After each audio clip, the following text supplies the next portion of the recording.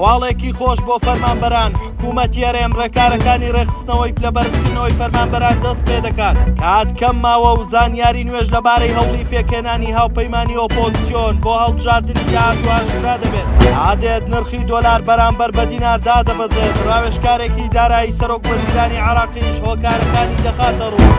ئەنجومەنی وەزیرانی هەرێمی کوردستان بە نووسراوی ژمارە 4920 ئاراستەی وەزارەتی دارایی و ئابووری هەرێمی کوردستانی کردووە. پاڵپشت بە نووسراوی وەزارەتی دارایی عێراق بەشی بودجە دەڵێت ڕێکارەکانی ڕێخستنەوەی پلەبەرزکردنەوەی فەرمانبەرانی هەرێم بکەن بە ڕەچاوکردنی بنەماکانی پەیڕەوکراو لەلایەن فیدراڵ و بڕیارەکانی ئەنجومەنی وەزیرانی هەرێم. ئاوکات دکتۆر ڕەعەت ڕەفعەت سەرۆکی تیمی سکاڵاکارانی دەستگای ستاندەرد لە دادگای فیدراڵی لەم بارەوە ڕایگەیاند دوای ئەوەی زیاتر لە 2 ساڵە حکوومەتی هەرێم بە زڵم و ناحەقی بەرامبەر موچەخۆرانی هەرێم لە بەرزکردنەوەی ڕاگرت بوو لە بەرزکردنەوەی فەرمانبەران جارێکی تر دەست پێ دەکاتەوە. ناوبرا وتیشی دەستپێکردنەوەی پلە بەرزکردنەوەی فەرمانبەرانی هەرێم کە مافێکی سەرەتایی هەموو موچەخۆرێکە یەکێکی ترە لە بەرهەمەکانی بڕیاری تەوتینی موچەی فەرمانبەران.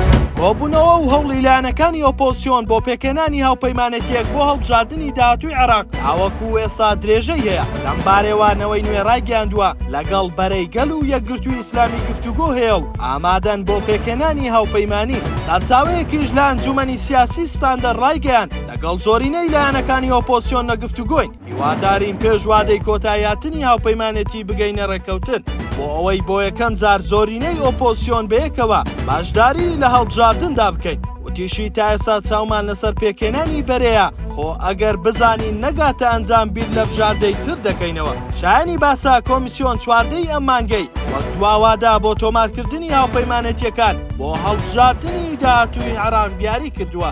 نرخی دۆلار لە بازاڕەکانی عێراق و هەرێمی کوردستان بەرامبەر دینار دابەزین بەردەوامە و ڕاوێژکاری دارایی سەرۆک وەزیرانی عێراقیش هۆکارەکانی دابەزینی نرخی دۆلار دەخاتە ڕوو. نرخی 100 دۆلار ئەمڕۆ بە 141600 دینار دابەزی و گەیشتۆتە نزمترین ئاستی لە ماوەی زیاتر لە ساڵێکدا. ئاوکات مەزهەر محەممەد ساڵح ڕاوێژکاری دارایی سەرۆک وەزیرانی عێراق ڕۆژی پێنجشەممە لە ڕاگەیەندراوێکدا هۆکاری دابەزینی نرخی دۆلاری بەرامبەر بە دینار و کەمی خواست لەسەر دۆلار بۆ 3 هۆکارگەڕاندەوە و دەڵێت نرخەکە بەرەو نرخی فەرمی هەنگاو دەنێت و لە چەند هەفتەی ڕابردوودا نرخی بەڕێژەی نزیکەی 15% نرخی دینار بەرز بۆتەوە.